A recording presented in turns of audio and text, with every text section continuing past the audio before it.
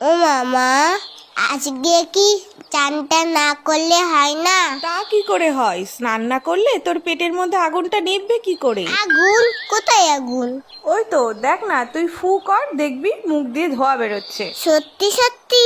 হ্যাঁ তো, যা আয়নায় গিয়ে দেখ।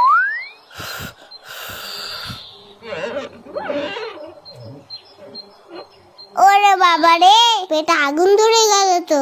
শিগগিরই যাই, চানটা করে নি।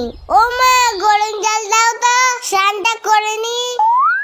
এই মুখটা ঢালবো না, পরেরটাই ঢালবো কোনি। ঠান্ডা ঠান্ডা কুলকুল, চান করতে আসাটাই ভুল। এই তো পেয়েছি, আগে তোদের চান করাই, না হলে তোদের পেটে আগুন লেগে যাবে। তখন বুঝবি ঠেলা। এই জায়গাটা একটু জল দিই তো।